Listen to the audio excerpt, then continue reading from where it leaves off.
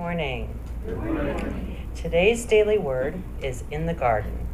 In the garden of prayer, I experience peace and contentment. Jesus knew the value of spending time with nature and in quiet communion with God. Perhaps he felt a calling to be one with nature while praying, to experience that place of peace and beauty. I too can experience that peace. I can stop for a moment and picture a beautiful garden filled with vibrant flowers and glorious scents. I breathe deeply, taking in those scents and filling my lungs with clean air. I breathe out, releasing negative thoughts, and feel my body releasing stress. My muscles are relaxed and my mind is at peace. I give thanks for this sacred opportunity. Here in the garden, I am one with God, united with the source of all life and healing. The Lord will guide you continually, and you shall be like a water garden, like a spring of water whose waters never fail. Isaiah 58:11. Again, today's daily word is in the garden, and our affirmation is, in the garden of prayer, I experience peace and contentment. Together? In the garden of peace, I experience peace and contentment. And now I invite you to get comfortable where you are. Close your eyes if that feels right to you. And we begin our time of centering and prayer by just breathing.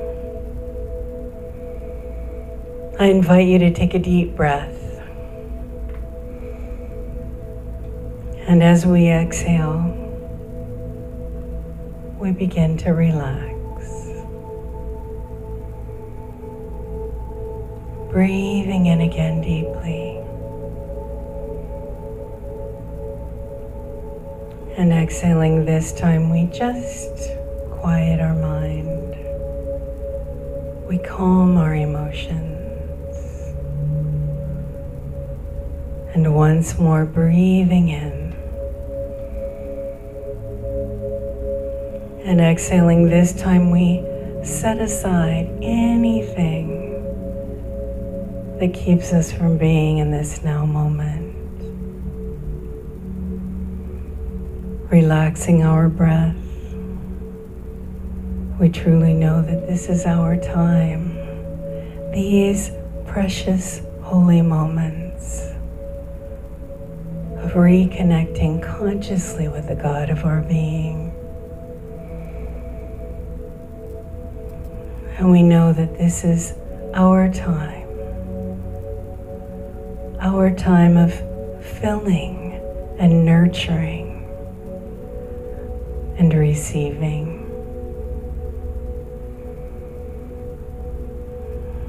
This is also time of knowing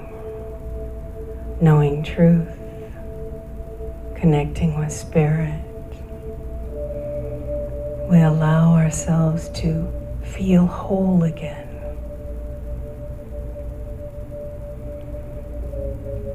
We focus on this truth.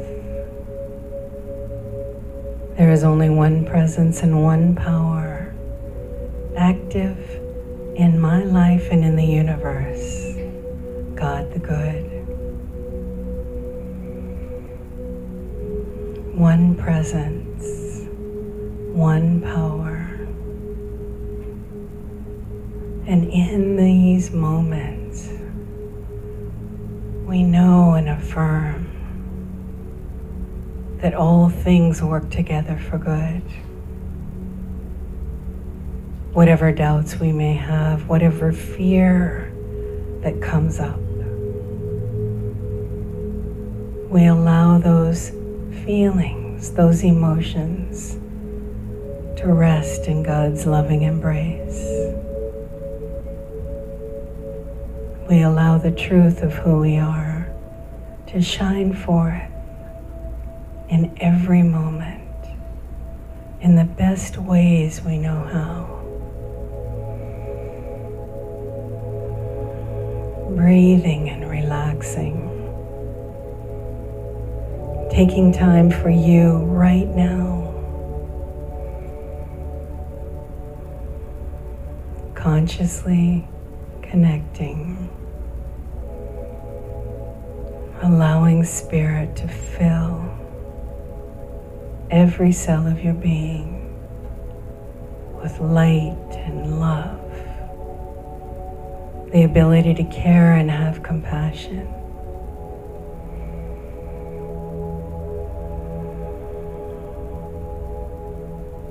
As we go into a time of quiet prayer, continue to relax your breathing and allow yourself to connect in that secret place of the Most High. And whatever concerns you may have about your life or our world, hand them over to that light, that love, that Spirit of God in you, and let them be dissolved right here and right now in the silence.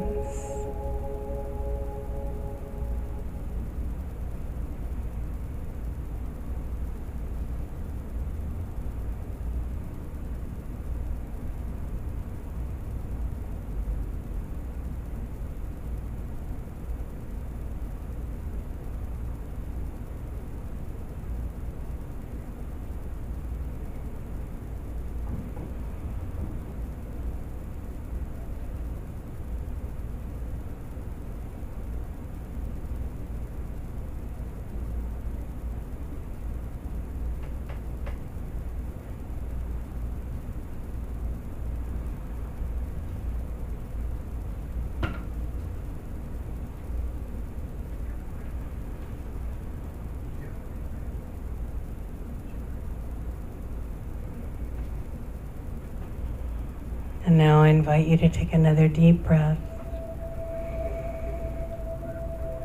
And as we exhale,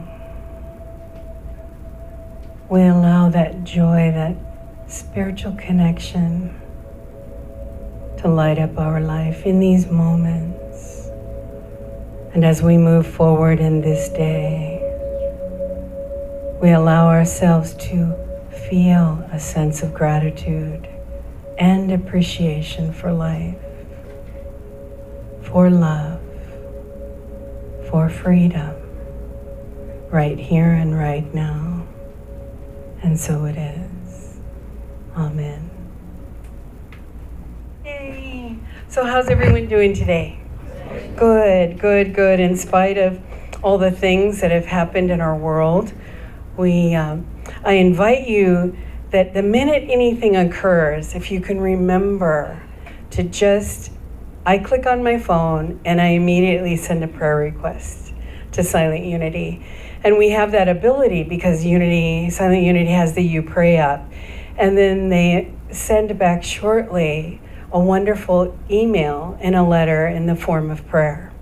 And it's directly, whatever your prayer request is about, it's right there for you to just read and know that everyone in Unity is holding for peace and prayer and compassion and understanding and an end to the violence.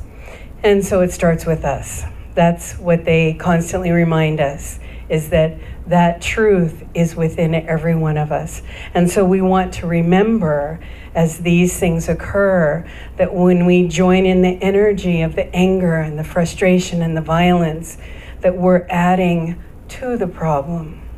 But when we go into that place of peace within us, we can begin to heal. And unfortunately, all of these events bring everyone closer together. And it's a beautiful thing to see what happens in our world because of it. And so today is a day about talking about who you are. How do you know your connection with Spirit? How do you feel that power, that spiritual connection that is always with us, but we often forget about it? And so Unity teaches, where thoughts are things, and the power of our mind is greatly powerful. And Jack Boland, who was a Unity minister, wrote this about our state of mind. Whatever your state of mind, it is so powerful that it cannot be hidden from the world. What you have confidence in will come to you, be it good or bad. It will come to you. There is no power on this earth that will keep it from coming. Your silent command will be obeyed. All that is required is that you really believe and have no doubt. Our thoughts and feelings reach out into life to touch, to grasp, to catch hold of, and then bring back that which we believe in. If you don't like our world, change the thoughts and feelings that are creating it. Our personal world is composed of what our thoughts bring to us. It is absolutely incredible how the mind works. That is why it is said that what the mind of man can conceive and believe, it can achieve. And I know that Jack Boland wrote that like 30 years ago or more. And it's part of a mastermind journal, which often we talk about because it's a powerful way to connect with people, like-minded people, and to share your spirit and your truth and your belief. Because if you truly believe that you're not worthy, what do you think will happen in your life? Events you will draw to that your belief is that says, see, I told you, you're really not worthy. But if you know that God created you in the most fabulous image and likeness, what do you think will come to you? So it's about connecting with that spirit and knowing that God is a source of our supply in every way. And it's not just material. Our daily prayer time, our daily meditation time is about reconnecting and remembering. Just like the short meditations that we do here, it is about consciously connecting with the God of our being. And however you see God is your truth. Whatever your belief is about God is your belief. And we come together with all these beliefs to help us manifest the truth in us. Do we all think alike? No. But we think like-mindedly. Do we dress alike? No. Do we do anything? What do we do that's the same? Can anybody think of things that we do that might be the same? Eat. How about driving a car? Similar, but not the same. Can we think of any one thing that we do in our life that is exactly the same as another person? I don't think there is anything. What? Breathe. But we even breathe differently. Some people, when you're upset and angry, how is your breath? It's pretty shallow and you may be holding it. But even when we all sit in meditation, everyone's breath is different. Is my deep breath the same as yours? No, because it has to deal with my body and yours with your body. So we want to know that that individual creation is what God made, and that is who we are. So we are free to breathe. We are free to drive. We are free to take care of whatever it is we take care of on a daily basis because we live and breathe and work in this wonderful place called Hawaii. And maybe you're here on vacation. What a glorious way to spend it. And often, many of us who visited on vacation have ended up living here, haven't we? Because God is a source ever guiding and directing us and asking us to move forward in truth in that spirit that says, I'm here, I'm willing, I want to do these things. How many of you remember when Joel Osteen did this book called Your Best Life Now? It was 2004. So for those of you who don't remember, it is just we did a 7-week study guide on this book about how to live your best life now. So let me ask you ways that you live your best life. What are some of the things that you consciously are aware of every day that make you have like, gosh, I'm so glad I did that? Anyone have anything that rings true for you right now? Patty. I work in my garden. She works in her garden. Connects me with the earth and God and source. It connects her with the earth and God and source. Isn't it true? Being outside and working with the earth and in a garden. What else? What are other ways that, Vince? I just try to be polite as I can. Being polite as you can to everyone. Because we can all react, can't we? Have you had people just react to you? Big old truck driver. I'm coming out of Costco this week. And it was the gas truck, so it wanted to make a left turn. But as I got up to the hill and the stop, I was like, oh my, he wants to make a turn. I can't back down on that little exit. So he's yelling at me, what are you waiting for? And I'm like, I'm just paying attention to the world right here. And I see that you want to make a left turn. He's probably very frustrated because everyone who got to that stop was probably doing what I was doing, like trying to figure it out. And I went, okay, I could get a little fussy about this man yelling at me. And I was like, okay, God, we're going to bless him, right? We're going to see him getting his left turn happening easily and graciously and filled with vim and vigor, because that's what he had. But yet I carried it with me. Do any of you ever do that? When someone yells at you, and it's unexpected especially, I'm going down the road and I'm like, Deb, you're hanging on to this guy's anchor. He yelled at you. So what are you going to do about it? And I was like, okay, we got to process this and don't take it personally. So that's what came to me. So I ended up just saying to myself, don't take it personally. Just don't take this personally because it had nothing to do with you. You're just doing your thing and he's doing his thing, and they met at this corner and it wasn't pleasant. Do we ever have that? But we have tools to help us move through it because we're going to have challenges, aren't we? We're going to have events that occur, day-to-day simple things that we want to transfer and change into living our best life.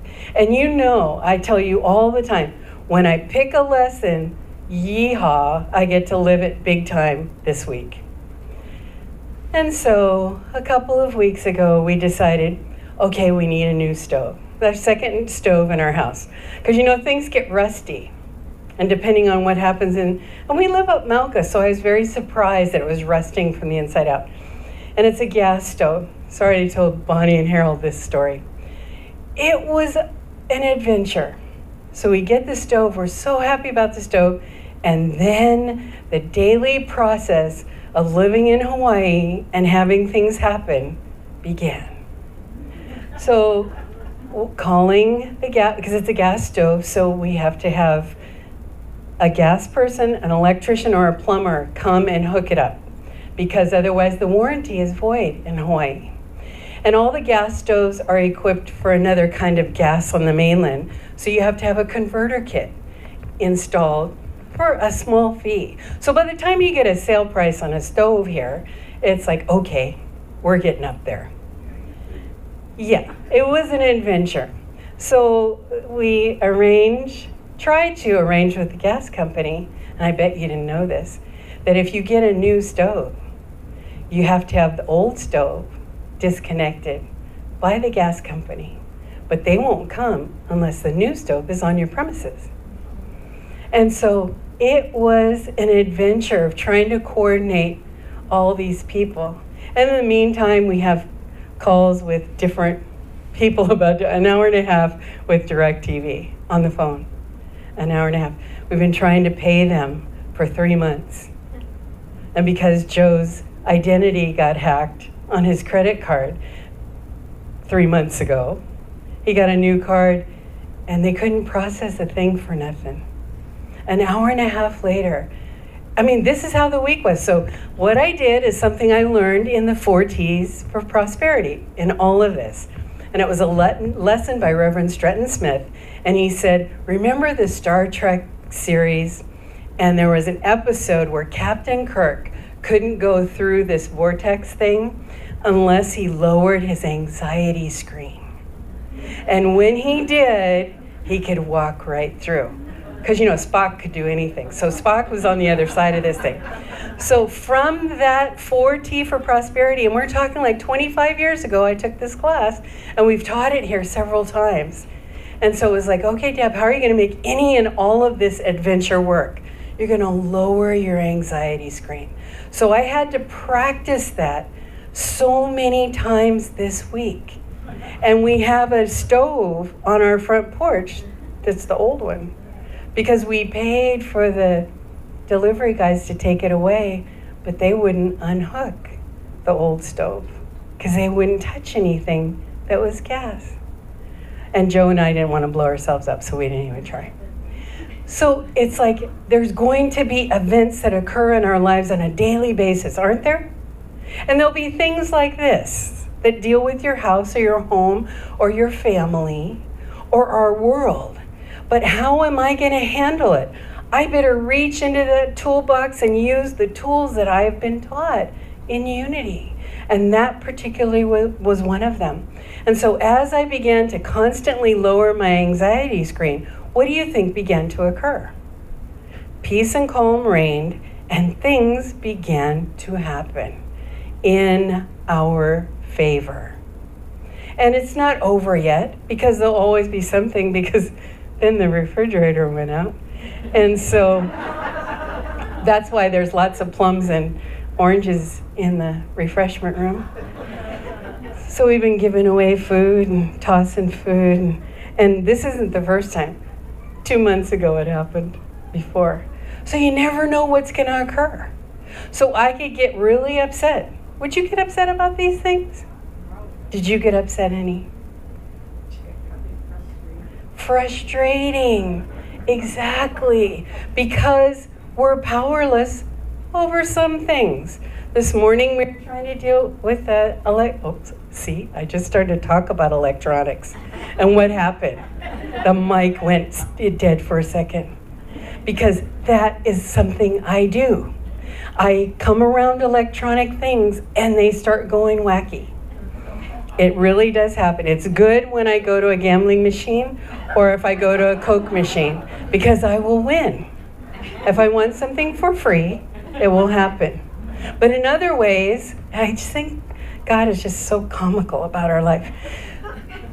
And so that's what happens. When you lower your anxiety screen, things begin to happen.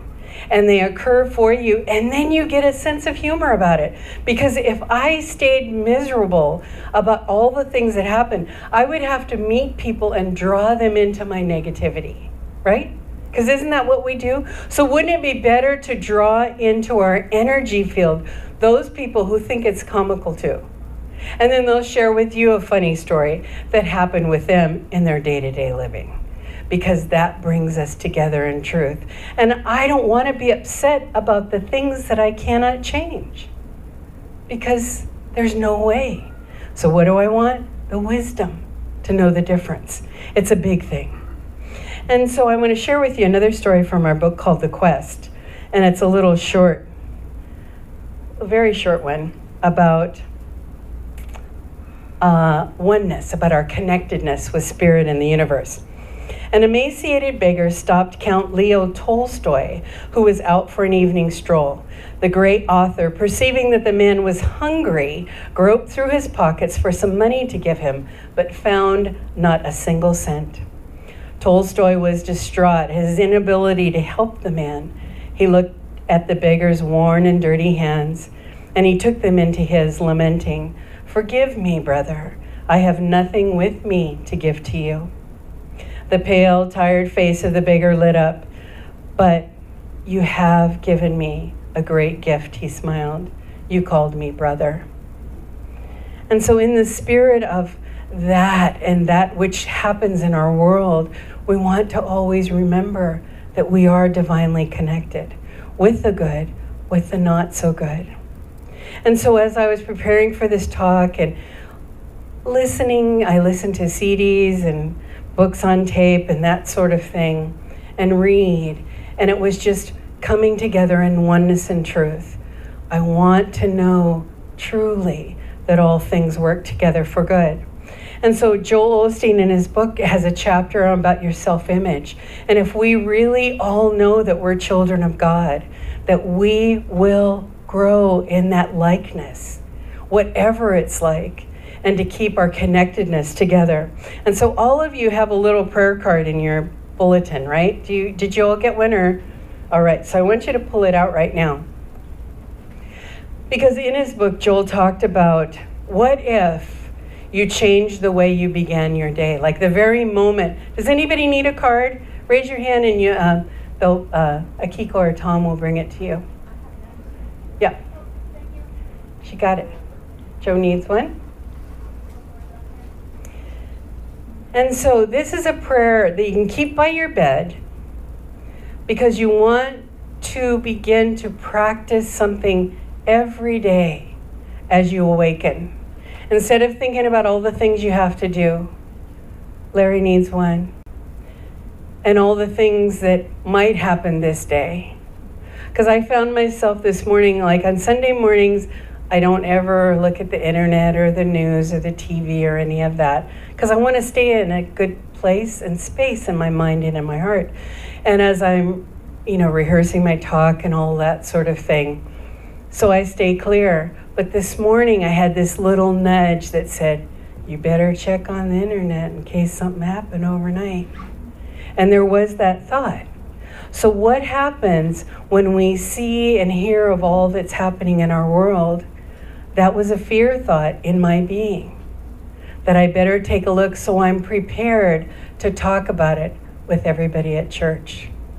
Because many times you tell me what's happening in the world because I'm not aware of it on Sunday mornings. So I want to know that God's grace is always with us. So this prayer, and Patrick, I have it on the very last slide. So what if we begin our day by saying something like this? And I'll say it first, and then I want you all to say it with me. Thank you, God, in me for creating me the way you have. I know that you have a purpose and a plan for my life, and I would rather be me than any other person on earth. You have promised me that you have good things in store for me. I can't wait to discover them. I am grateful. How do you think your day might be if you began with a prayer like this? You'd begin by connecting with God, by knowing your worth and how wonderful you are, and with great expectations for the days and this moment ahead. So let's say this together, and then I invite you to practice it this week so that you will begin to see a transformation in you. So let's say this together. Thank you, God, in me for creating me the way you have. I know that you have a purpose and plan for my life, and I would rather be me than any other person on earth. You have promised me that you have good things in store for me. I can't wait to discover them. I am grateful. And so it is.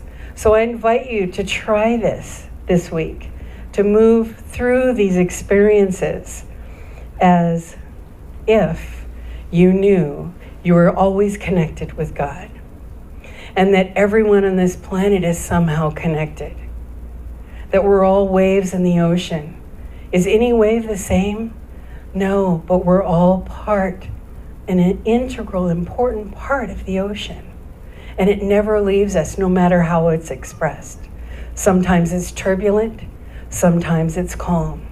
But we want to know that we're always connected in that spiritual essence of God every single day of our lives. So let us do this together. Create the best life that we can and know, and move forward, no matter what the outside circumstance looks like, together. Thank you, everyone.